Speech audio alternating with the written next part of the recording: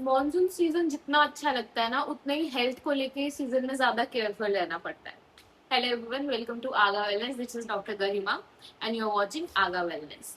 आज हम बात करेंगे कि मॉनसून में हम अपनी हेल्थ मेंटेन करने के लिए, अपनी हेल्थ को ऑप्टिमम रखने के लिए क्या क्या चीजें प्रैक्टिस कर सकते हैं डेली लाइफ में। थोड़ी सी टिप्स एंड ट्रिक्स हैं जो हमें हेल्थ अच्छे तरीके से मेंटेन करने में हेल्प करेंगे इस monsoon season. So let's start. पहला, आपका डाइजेस्टिव सिस्टम। बारिश के टाइम पे अक्सर हमारा डाइजेशन थोड़ा सा वीक हो जाता है। नंबर टू, इसमें क्या होता है, ज्यादातर इन्फेक्शन के चांसेस बढ़ जाते हैं, तो डाइजेशन रिलेटेड इश्यूज जो हैं वो होने के चांसेस बढ़ जाते हैं। तो इस मौसम में आपने ध्यान रखना है कि बस ये 2-3 महीने के पीरियड आपने अवॉइड करने कि आप बाहर का खाना ना खाएं, क्योंकि कंटेमिनेशन के चांसेस बहुत हाई होते हैं जब आप बाहर का खाना खाते हैं।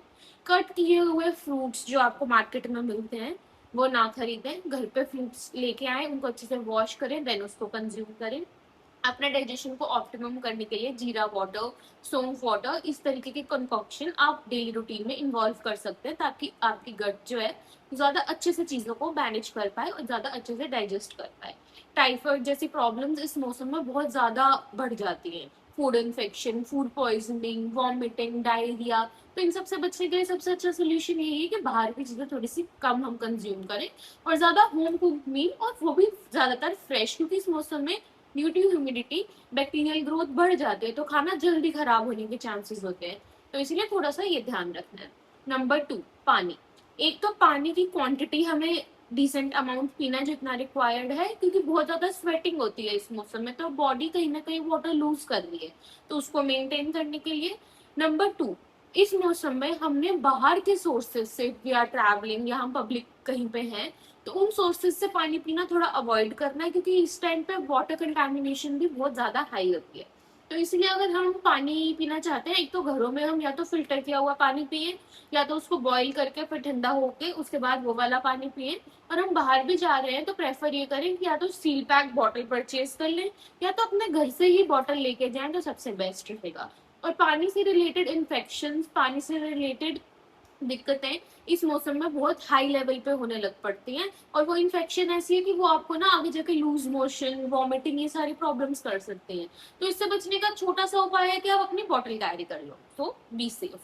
नंबर थ्री, हम इम्यूनिटी के बारे में बात करते हैं। इस मौसम में यूजुअली इम्यूनिटी हमारी लो नहीं होती, एक्चुअली इन्फेक्शन ज्यादा हो जाते हैं, जिस वजह से इम्यूनिटी पे ज्यादा इफेक्ट होता है। तो अपनी इम्यूनिटी को मेंटेन करने के लिए हम क्या कर सकते हैं, हम थोड़ी सी वेजिटेबल्स एंड फ्रूट्स की कंजम्पशन अच्छी रख सकते हैं अपने डाइट में, और उनको अच्छे से फ्रेशली कुक करके, अच्छे से धो के फिर हम कंज्यूम करें। नंबर टू, विटामिन बी 12 और डी यूजुअली हमारी इम्यूनिटी में बहुत बड़ा रोल प्ले करते हैं, और ज्यादातर इंडियन पॉपुलेशन है जो हमारी, उसमें से भी जो वेजिटेरियंस हैं उनमें ये ज्यादातर कमी पाया जाता है। तो इसलिए एक बार आप इन चीजों को चेक करवा सकते हैं। अगर आपकी इनके लेवल्स कम है तो आप इनके सप्लीमेंटेशन स्टार्ट कर सकते हैं, ताकि आपकी इम्यूनिटी पे उतना इफेक्ट ना हो।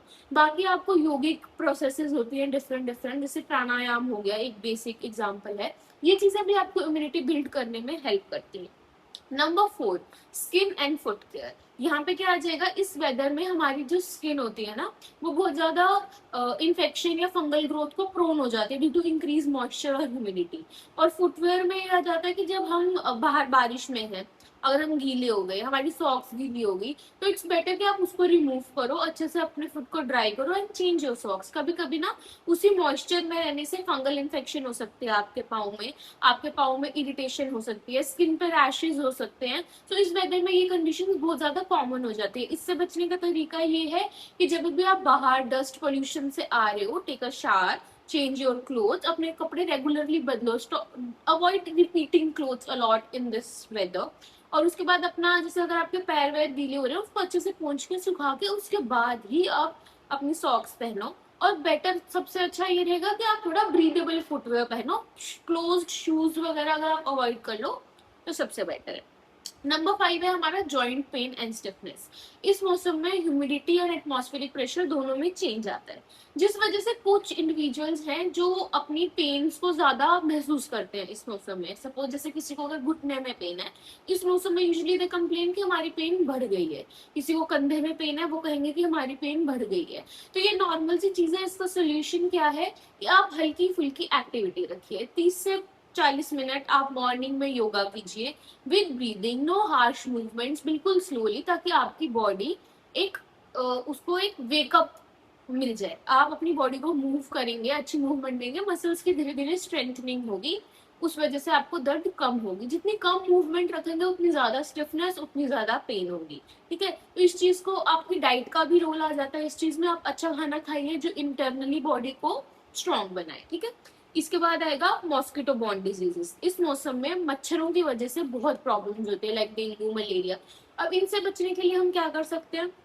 पहली चीज तो आती है हमारी इम्यूनिटी, तो इस पे काम करेगी ही करेगी, बट ये एक इंसेक्ट बॉर्न डिजीज हो गई ना। अगर आपको मच्छर काटेगा तो देयर इज चांस कि आपको डेंगू हो जाएगा, अगर if the mosquito is carrying that thing.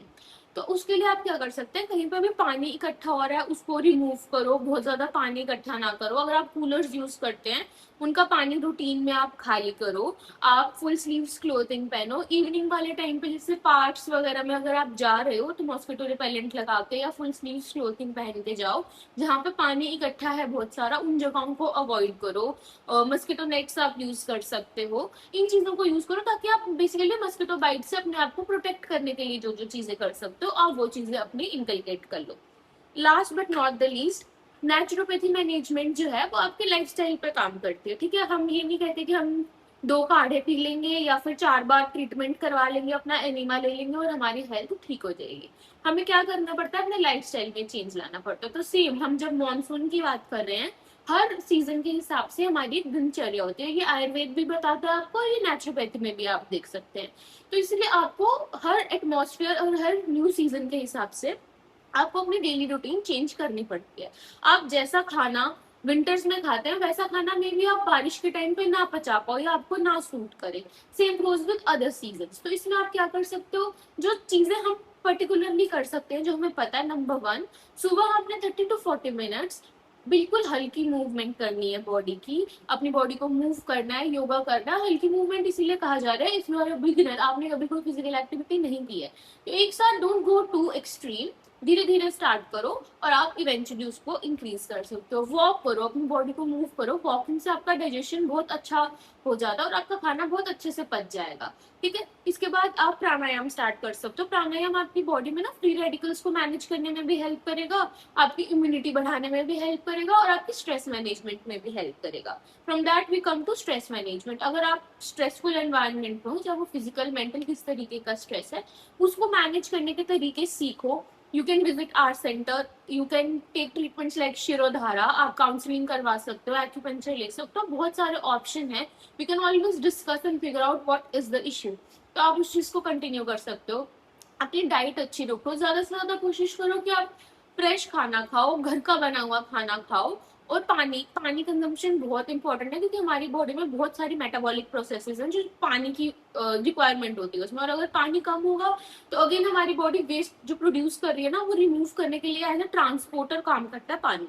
तो पानी कम होगा तो वो रिमूव होने में भी प्रॉब्लम आएगी। तो ये छोटे छोटे टिप्स हैं, आप इनको फॉलो कर सकते हो। अगर आप इनको फॉलो करोगे और आप क्या चेंजेस देखोगे, ये चीज आप हमें कमेंट में बता सकते हो। और फर्दर आप क्या वीडियोस देखना चाहोगे वो भी आप कमेंट करके बता सकते हो। And don't forget to like and subscribe to channel.